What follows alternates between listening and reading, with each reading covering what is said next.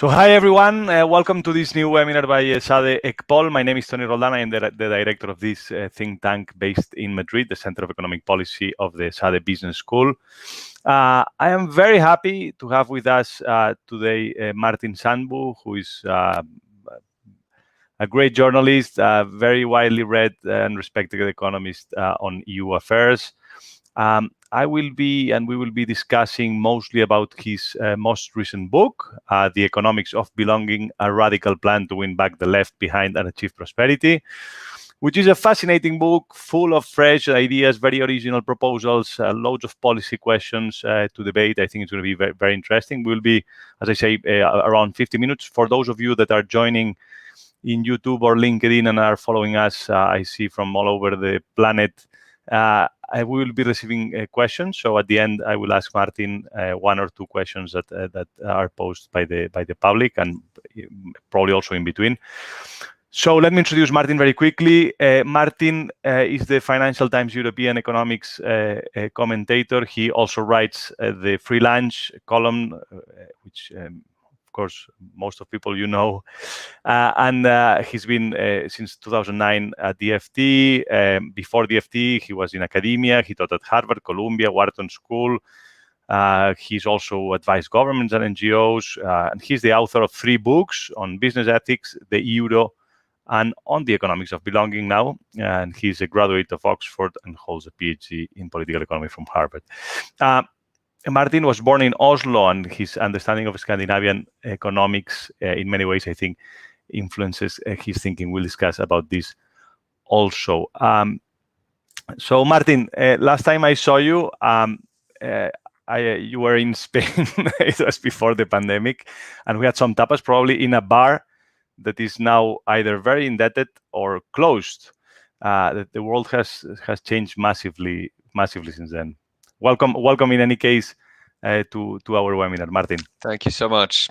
So I'll be. I don't want to waste time in summarizing very much of the book. I prefer you to explain it, but just for everyone to be on the same page. So basically, the main argument of the book is to try to address one of the biggest questions we are facing today, which is what are the roots of the problems related to populism and anxiety on the first part of the book. And the second part of the book tries to offer basically policy proposals.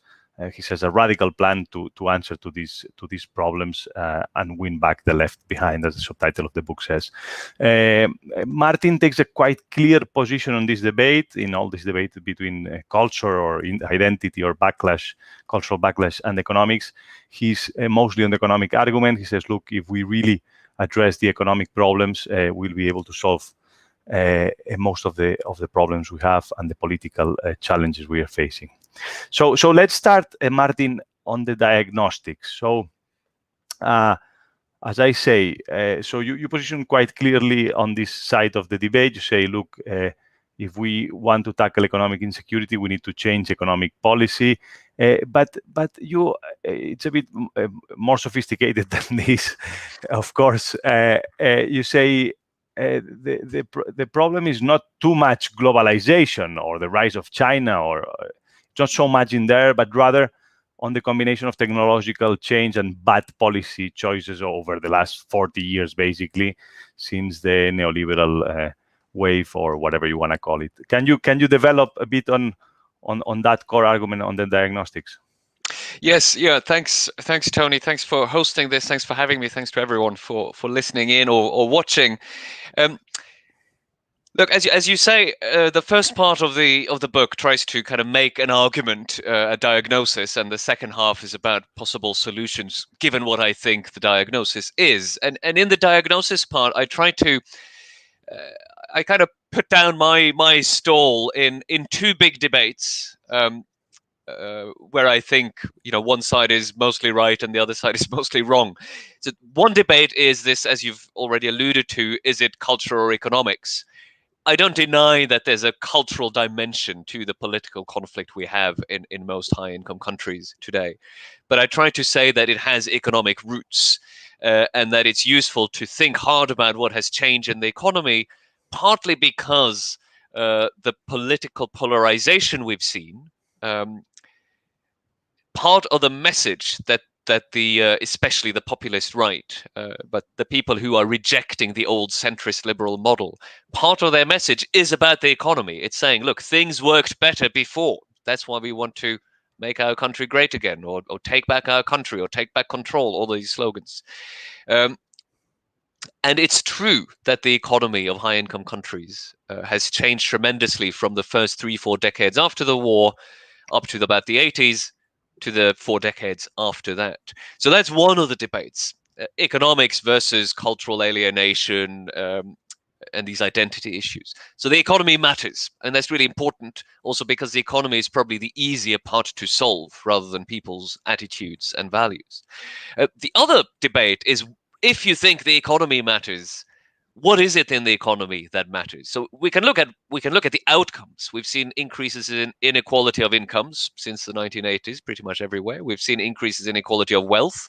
We've seen, and this we don't talk enough about, increases in regional inequality between parts of the same country.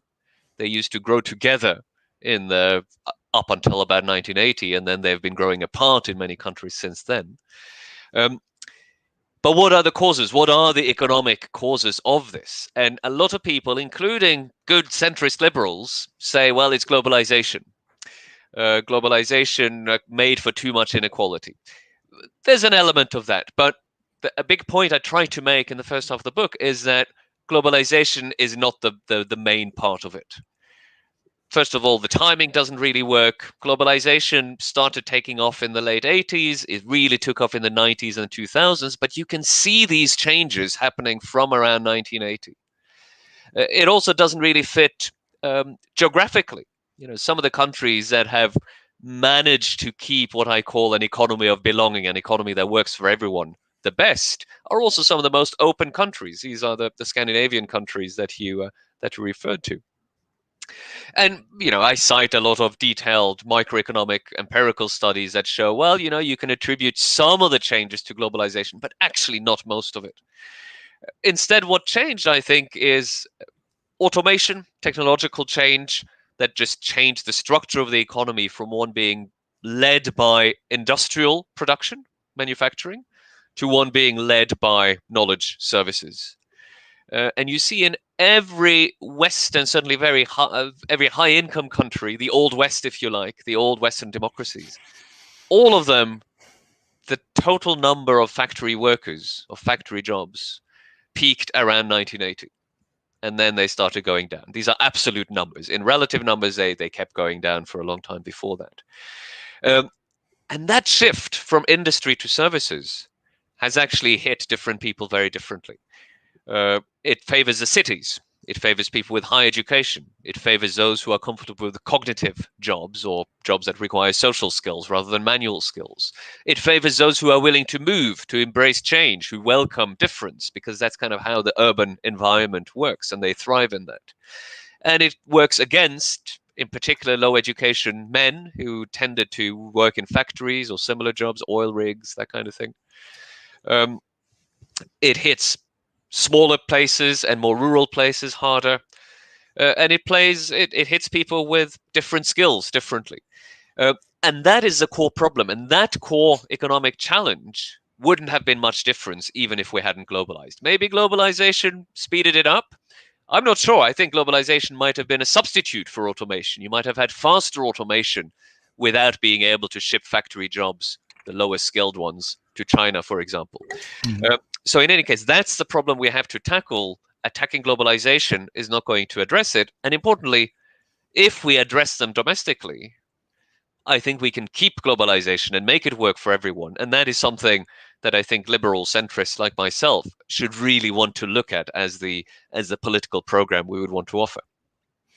As a former politician and also a liberal centrist, working for a party that was called the OECD party by The Economist, I actually struggle, and I was completely I align completely with your view that economics is at the core, and that through policies you can change things. But the truth is that through the experience, I became more doubtful that actually economic policy, particularly selling a reformist economic policy program, can actually be very successful. But in any case, so let me push you back. In chapter 3, I think you discuss this identity versus economics debate. Let me push you a bit on this. So think of Poland or Hungary or other emerging economies. All these economies have been growing like crazy for over 30 years, like 3-4%, 2%. Almost they didn't feel the last economic crisis, and still they have really right-wing extremist governments, right? So that's one issue that remains a bit unaddressed, I think. And then the other issues, look, if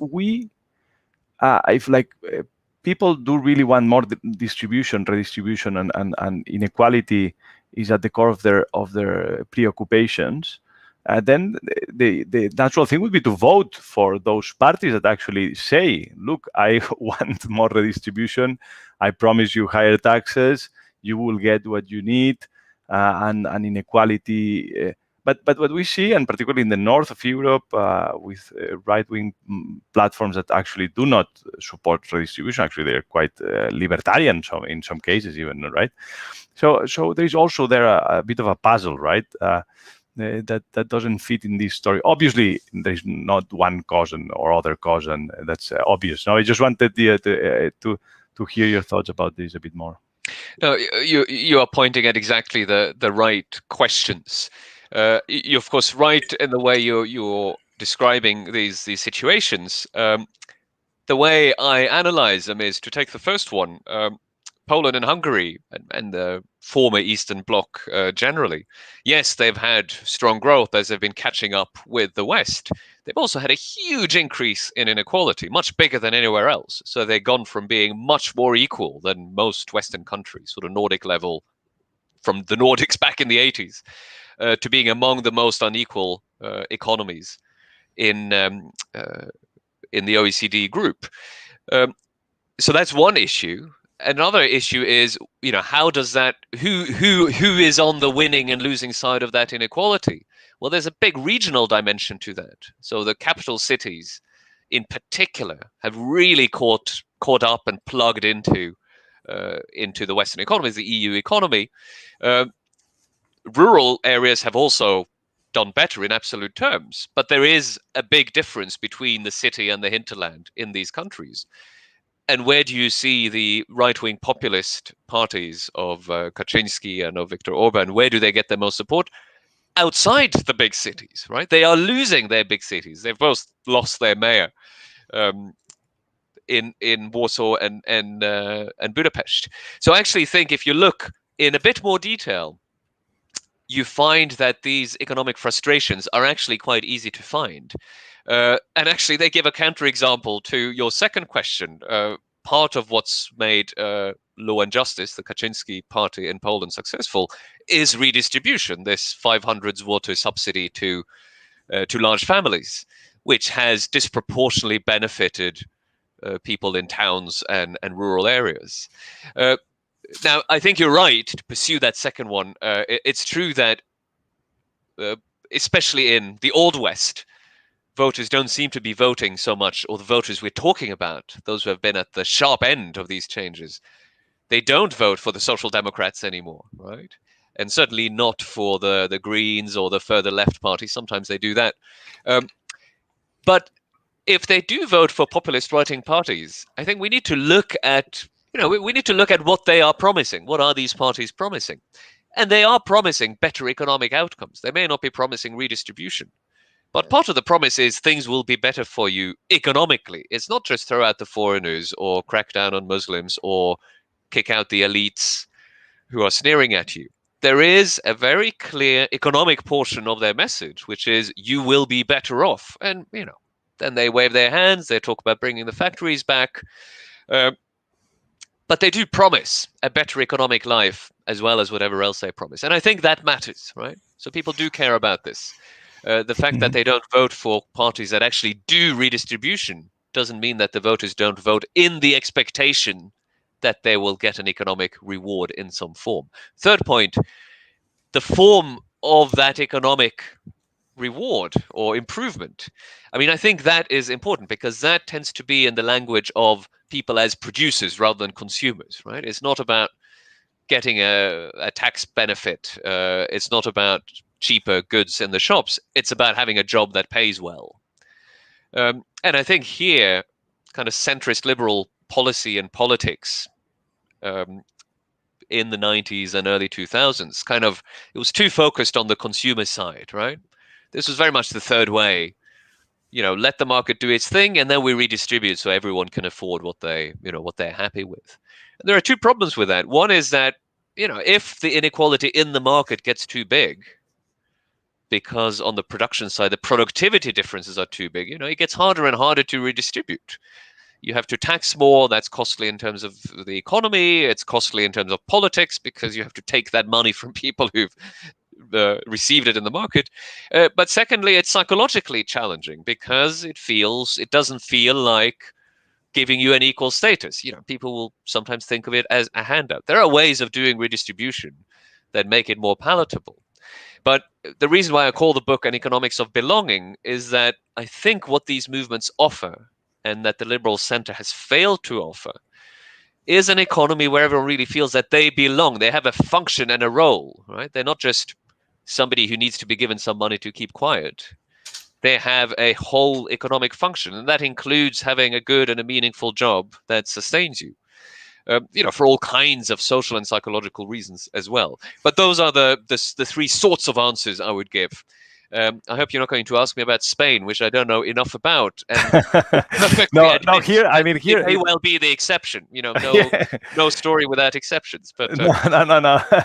No, here the experience was very particular, and obviously each country has their own experience. What we experienced, what we experienced in Parliament was basically we could talk about policies as much as we wanted for a year and a half. Then the identity debate came in after the illegal referendum in Catalonia, and then everything moved to identity. And going out of identity, like trying to sell sophisticated policies, talk about how to actually tax and actually not lose productivity or change the labor market with a single contract or whatever, became completely irrelevant in the public debate. So it was only polarization, us against them, pro Spain against Spain. It didn't actually matter whether you were left or right. It just once, I mean, one possible conclusion of this argument is, I mean, once identity gets in, it seems difficult to get out of it. It's true that probably it gets in because or prompted by economics. But look, you were discussing about the labor market. I'm really interested in the policy proposals you do on this area. Quite radical in many ways. You discuss. You say, look, do a bit like in the Nordic countries, raise the minimum salary, and then I'm simplifying a lot, but then the productivity will rise. You need to push up minimum wages. That's one of the proposals you do. I would love you to explain it a bit more. Then you also talk about the universal basic income, and you also do a quite radical proposal. In Spain, here we had the Ingreso Mínimo Vital recently implemented by the Podemos PSOE government, which is somehow similar to what you propose. So I'm really interested in listening how you see this, and then also maybe after I ask you more about this and my doubts about this. Yeah, no, let me try and first tie all of those detailed proposals together in what I would like to be the big picture here, which ties to the previous question. So we were talking about how it matters to people that they are treated well. They have they belong to the economy also as workers and producers, right? That their jobs are actually good jobs. That has to be the goal. If a lot of people are going to have bad jobs, then neither politically nor economically is it enough to just redistribute on top of that, right? So bad job plus a lot of redistribution is just not enough. So you need to really go in and shape the markets and shape the economy so that people can go out there, do productive, useful things, and get rewarded for it, right? I mean, I see that as a sort of market liberal thing to do, because precisely it's not about kind of redistributing. It's about finding ways in which you match people, you empower people to have the most productive functions in the economy that they can have. Now, that's kind of the big principle. How do you get as many people as possible to have good jobs? And most Western economies have failed on this. And they've failed, interestingly, for different reasons, right? You get the very unregulated Anglo-American style of labor market, where you have a lot of people on 0 hours contracts, very low or unenforced minimum wages. People have to take 3 jobs to get by, and so on. That's one issue. And then you have the very highly, rigidly regulated labor markets of Southern Europe, although there have been some reforms there, but at least a sort of classical version. And as you know, and many of the viewers will know, you get a dual labor market where you protect quite a few people, but there's a large proportion of people that then don't get those protected jobs, and they go on extremely short-term contracts. And the end result is the same. You have a precariat, to use that word. You have a large group of people in very insecure jobs, very badly paid jobs, very exploitable jobs, and a situation where you can't really plan your life, where you can't really plan to improve your situation, and where you can't even plan, take the time off work, for example, to train and get a better job, right? All of those things become difficult. Or to have children. Your freedom is restricted. That's why I think this should be a liberal priority as well. These are freedom-restricting outcomes. Now, so what do we do? Well, the goal can't be to try to hold on to the jobs of the past, right? Let's have lots of factories with assembly lines where people can stand, Charlie Chaplin style, and screw nuts into holes. So what you really need to do is to encourage employers, companies, to shift from lower productivity to higher productivity jobs. So maybe what is a bit radical here is that I say, really, you need to embrace the loss of bad jobs, right? You need to put in place policies that get rid of, and you need to say good riddance to business practices that employ a lot of people in very unproductive ways. And there are many ways you can do that. So one way is to force the lowest wages up. In the Nordics, that has happened through collective bargaining for the last 80 years, since before the Second World War. Long institutional and cultural history. You can't just uproot that and implant it somewhere else. But you can have ambitious minimum wage policies. And what you should expect to happen then is that ways of employing people that employ them very unproductively will simply not be economical anymore. People will instead invest in machines, automate, and we need to embrace this change, right? We want all the jobs to be as productive as possible. So that means putting in place the incentives to make employers up their game, invest in machinery, become more productive, and so on. You do that with high minimum wages. You also do it, I think, through something like universal basic income, which we may want to discuss a bit more. I'll just say that my main reason for supporting it, this is, of course, an old idea, but it's not because it takes people out of poverty or helps their living standards. It's because it gives them an ability to say no, to go away from a bad job, take the time to look for a better one, and where they're not penalized for finding a better job by having benefits withdrawn, which I think is a problem with a minimum guaranteed income in the Spanish model, but we can talk about that. So I think, again, this is something that puts pressure on employers to say, well, I need to find a way where I can employ this person in a way that is more productive so that I can afford to pay them more. Now, if you do that, you will get rid of a lot of bad jobs. That doesn't by itself create enough good jobs to replace those jobs. But that's the job of macroeconomic policy. So you didn't mention that in your question, but that's another chapter in the book. You want to really have a much more ambitious macroeconomic policy, whether it's fiscal policy through deficit spending or a much looser monetary policy, to keep demand pressure in the economy high as much as you can at all times, so that those companies that do automate and make their workers more productive actually want to expand. And that's the sort of that combination you want to look at in order to replicate something like what over time they've managed to do in the Nordics. I'll just mention one statistic to finish this point. You look at all the countries in the EU, and you ask which has the most churn in the job market. Where do people change jobs the fastest? Turns out it's Denmark and Sweden. Why? Well, it's not because workers aren't protected, because they are. It's because workers move from worse jobs to better jobs, and there's a system in place to make that transition smooth and to encourage it. So, a lot of movement in the labor market is a good thing if it's directed towards higher productivity. It's probably not only a good thing, it's necessary when you have so much technological change, right? So you need to be able to be flexible and adapt to the changes. And I think the Nordic model works definitely very, very, very well. And I agree with most things you said. There are definitely transition costs to move to that new equilibrium you propose, right?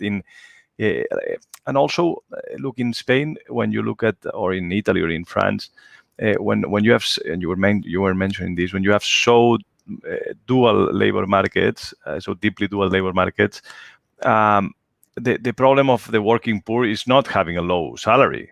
It's just being half of the year unemployed, basically, because they go from one job to the next, right? So ways of reducing this duality do not necessarily involve rising salaries. I understand the rising salaries argument for saying, look, we need to change the foundations and the productivity of the jobs that the firms do, but that takes time. Now, in the transition, I would love to see some better policies also to reduce duality, right? In those countries. Absolutely. Just let me break in quickly, because this is I sort of talked about a principle for many economies. The economies of Southern Europe, or Mediterranean Europe, if you like, that have these dual labor markets. Absolutely. You want to reduce duality. You want to make for more flexibility among the protected workers. As I pointed out, the best functioning economies have a lot of move from job to job, right? It's not that people stay in their job protected for a long time, but you protect the worker, not the job. So you try to open up the good part of the labor market to more people by taking away regulations that create enforced duality. So I agree with that, and the previous Spanish government did some of that. The French government has obviously tried to do some of that. That's been the Macron program, and I think that's exactly right. But on its own, it's not enough on its own. You still need, and you probably want to do it kind of for the long term. You want to set out a path saying, look, in 5 years' time, labor is going to cost this much. You better invest in these machines soon. So you want to create these incentives for making every job more productive by investing more in capital. And you want to make sure that you're there to create the demand. So if you give the private sector the confidence that there will be demand for my products, but labor costs are going to go up, then you might be able to combine both expansion with productivity increases. That's kind of the holy grail you want to. There's another element that in your argument that I think is crucial. Also, in Spain, you have an 80% early dropout rate in school, right? So, and you have a problem of human capital, which is deeply rooted in, and then it's highly correlated with the problems you have with the long-term unemployed and the high level of structural employment we have. So, that's also obviously another crucial element. Let me go back to the universal basic income thing. Normally, the criticisms among economists are, look, this is too expensive, etc. Also, it creates bad incentives. If you have $1,000 or €1,000, you will decide not to work, and that's it. Obviously, there are designs that can correct for these things, and I would like you to develop a bit more on this. But you said something that I find quite relevant. The ability to say no, and you connect this to the idea of the belonging, right? But there is also a counter argument to this. So work provides much more than money to people. Also, the sense of belonging, of being part of something, and precisely offering these opportunities. Say, look, you can live on not doing nothing, basically, and staying at home. And how does it affect? The psychological dimensions of these are not easy either, right? So there's also a counter argument on this. Can you tell us a bit more about your proposal? Yes. No, all of these are the relevant arguments. I prefer a design called a negative income tax, which means that you sort of pay people you pay everyone a universal basic income, but you don't pay it and take it back. You kind of offset it against your monthly tax bill, right? So if you don't earn enough, you will get your net taxes back from the government. That makes it, in budgetary accounting terms, cheaper. In economic terms, it's exactly the same thing. But also, sorry to interrupt you, yeah. Martin, but it's not only a negative income tax what you propose, because a negative income tax is the more you work, the more you receive, but you need to work. What you're saying is, if you don't work, you also receive. Yeah, I mean, think of it as a refundable tax credit, right? So you withdraw, you deduct from everyone's tax bill a certain amount, 500 euros a month, 1,000 euros a month, whatever is the right amount. If the taxes you owe minus that amount is negative, you get that difference paid back, and that's your UBI, if you like. So think of it as a sort of fixed amount paid out, offset against the taxes you owe in that month. That's how I would design it, sort of for practical purposes. But the other arguments you mentioned are the more important ones. We don't, everything here involves a bit of a leap of faith, because it's never really been tried. The closest we've got is in Alaska, where it's paid out of past oil revenues. But from all the experiments and trials that have been had, there's really no evidence that it reduces labor supply. It doesn't make people work less, with some exceptions, like students staying longer in school, new mothers spending more time with their children, which aren't necessarily bad things. But on the whole, I think the evidence we do have, it's, we don't have a lot of evidence because it hasn't been tried in full anywhere, but the evidence we do have suggests that we shouldn't worry about people stopping work. The second point I would say is, as you said, work provides other values than just money. So here, again, this is why I call it a leap of faith. If you think that's how most people feel about work, and I actually think this, the politics we've been discussing supports that view, people will still want to work, right? But they will choose more meaningful jobs. They won't do any work because they have to feed their kids. They will hold out for better jobs. And I think you should expect from that more and better jobs will be offered as a result. Or at least that employers will have to do the things that they can easily do but don't always have to do, in terms of offering more predictability, more training, more development at work, just make work better for the workers. So this is about power, really. It's about changing power relations in the workplace. The third point is the current welfare systems. They very often actually penalize people wanting to work, people who need benefits and want to work. The way most welfare states are designed, you will have benefits withdrawn as your income increases, right?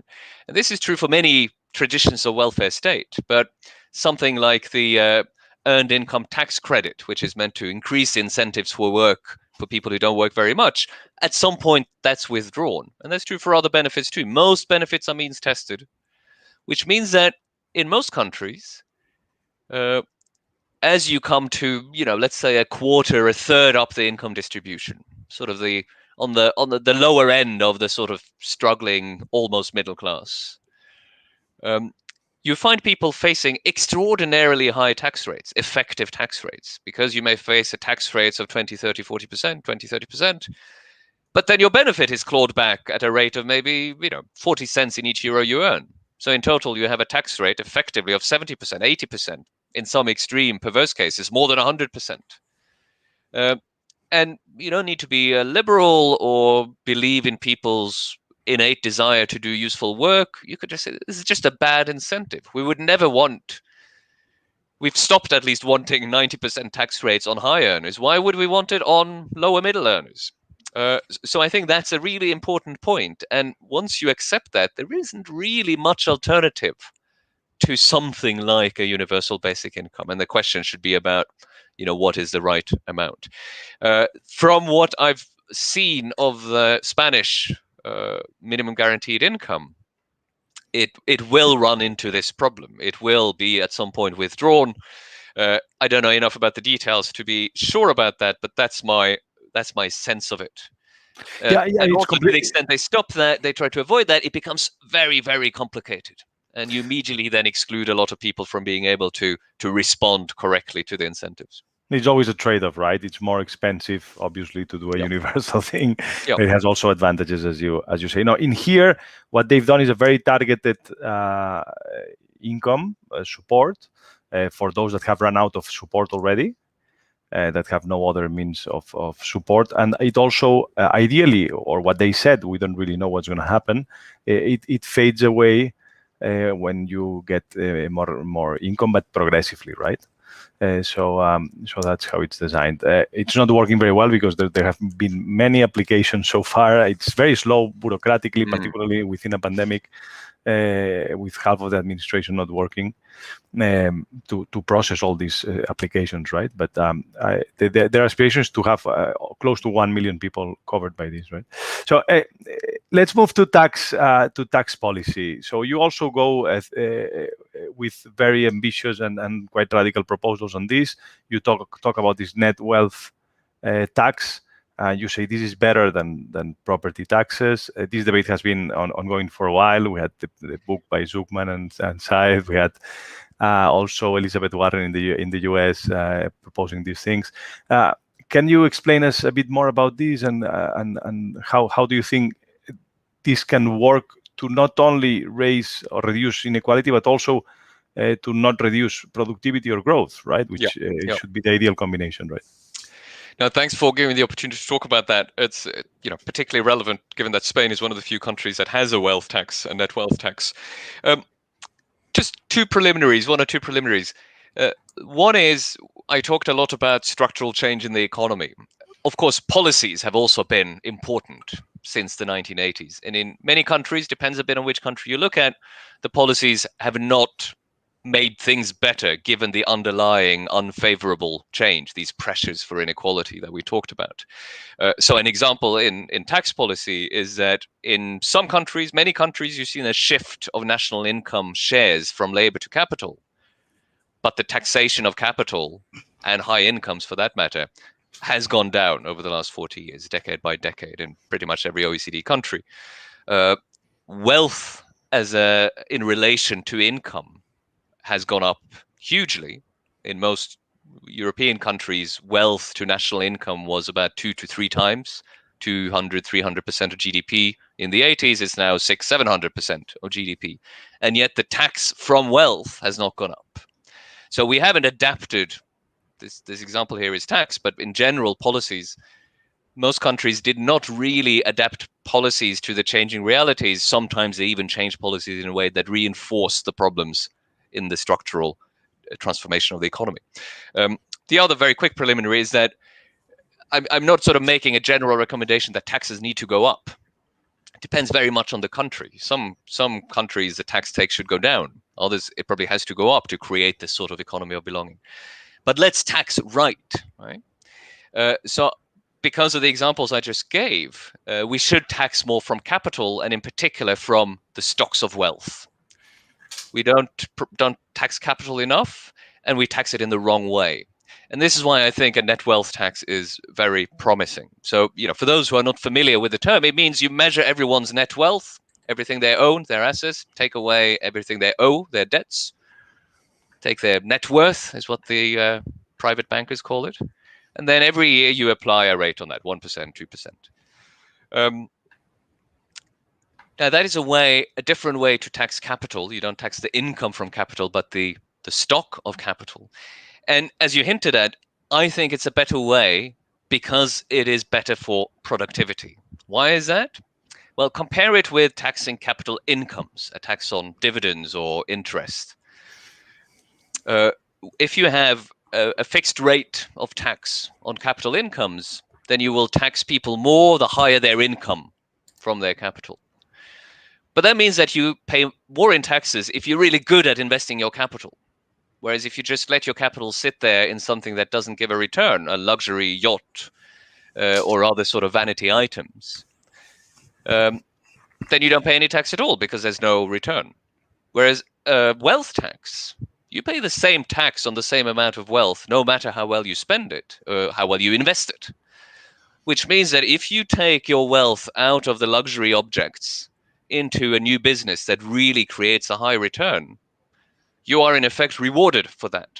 So I think over time, what this sort of policy would lead to is that it would shift capital from those who invested productively and away from those who invested unproductively. And if it's progressive, which I think it should be, so small wealth holdings shouldn't pay much. The sort of standard family house, you probably shouldn't pay anything. And then you make it progressive. You should also expect to see capital being more broadly distributed in the economy, a more democratic capitalism, if you like, one where you see more people having, reasonable capital to maybe run their businesses. So that's why I think a net wealth tax is really something to look very hard at. It's also easier, I think, than it used to be to prevent avoidance and capital flight and things like that, because we know more, the laws have improved, technology is better.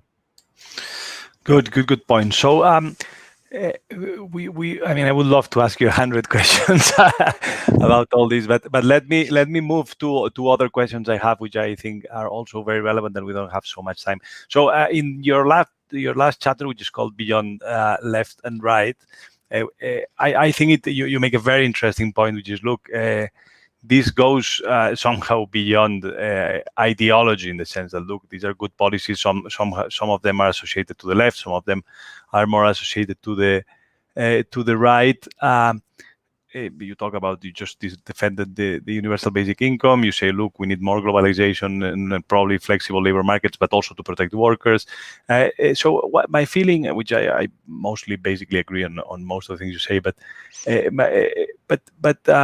it's difficult because I have the feeling that from a politician's perspective, people tend to associate they associate the package. They have a preconceived view of what a left-wing package is and a preconceived view of a right-wing package is. You say, look, this could be bought by a centrist party on the center right or center left, and it could. I agree, it could be the economic program of, but it's not so easy. So my next question is regarding the implementation of all this.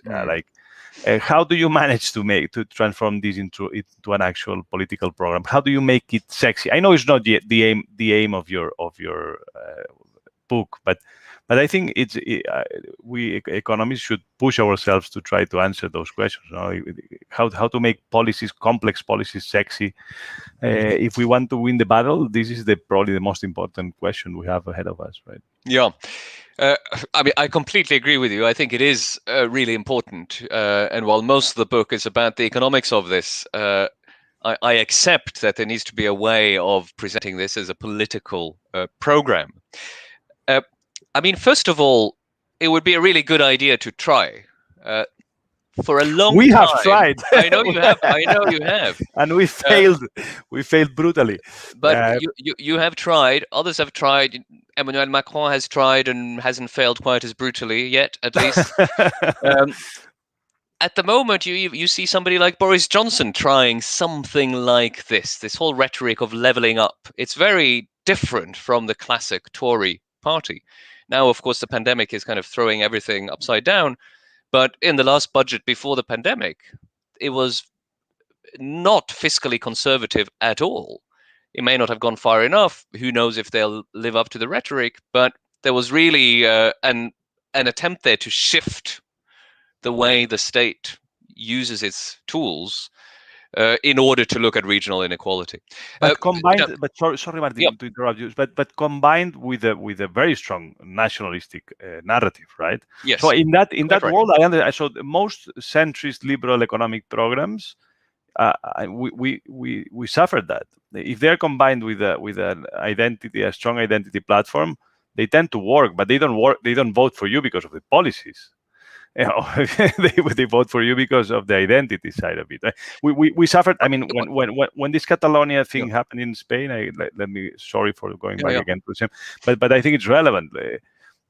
We just received 2 million voters more because we were actually the true anti-independence party. No, not because we had the best economist or a very well thought centrist, inclusive, pro-market centrist program, right? So, of course, look, when if your country is at risk of splitting apart, that's clearly an issue that can overwhelm a lot of other, well, pretty much everything else, right? Clearly. Brexit has been a bit the same in the UK.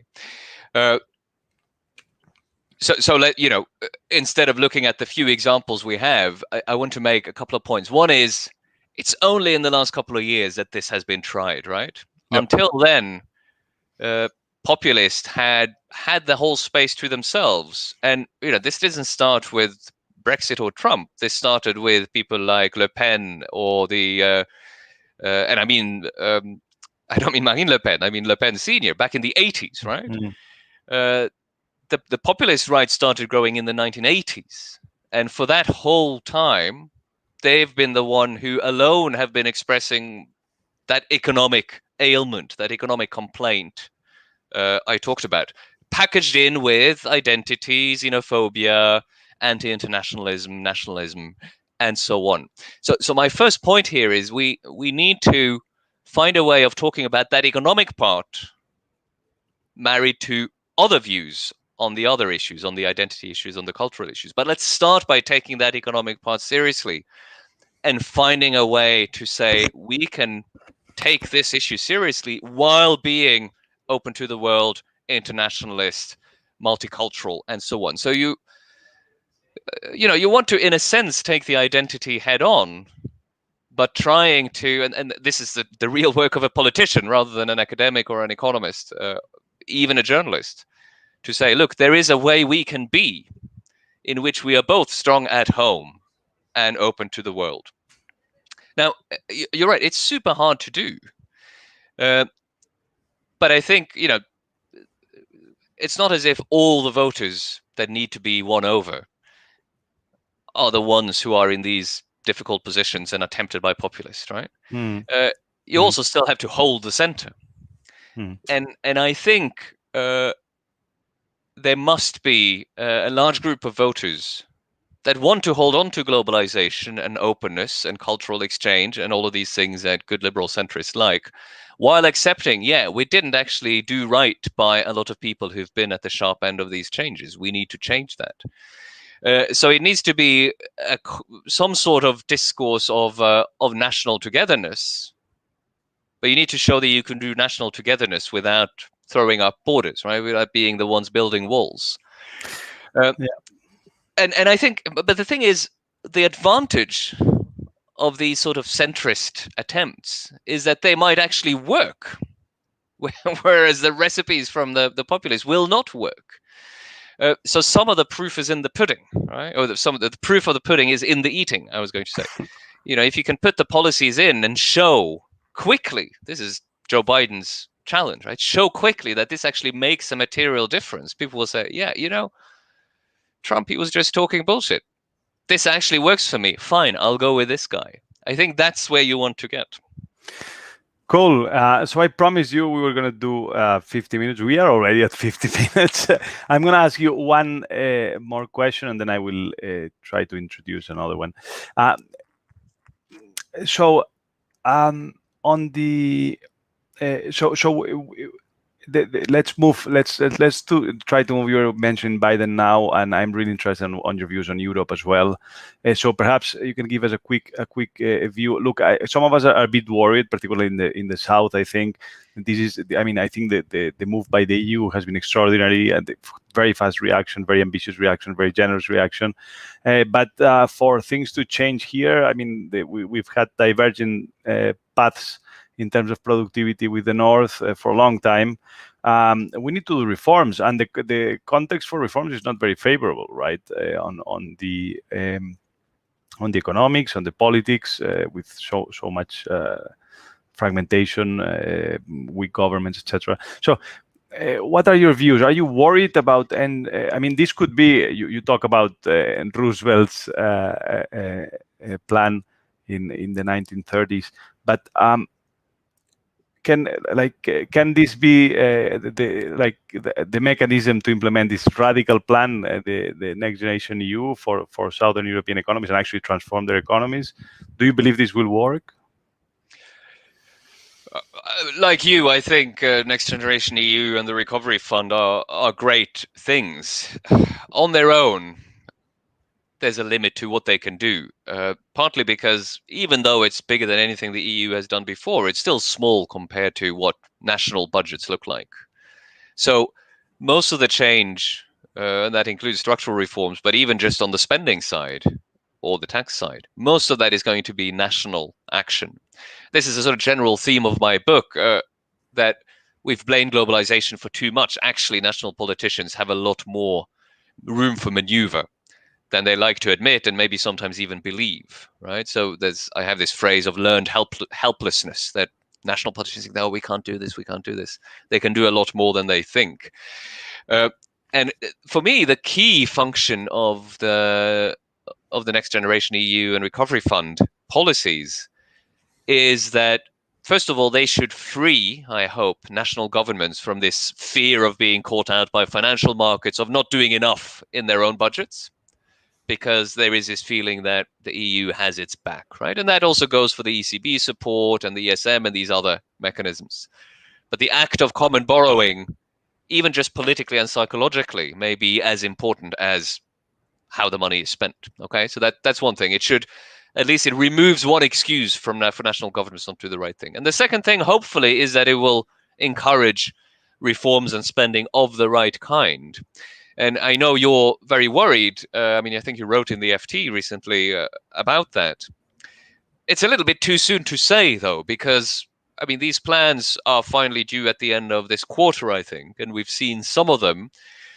Some of them may be unambitious and the wrong thing. But, at the moment, we're in this political give or take where I hope that the Commission will push very hard for, what they would call modernizing reforms, shifting to a modern economy.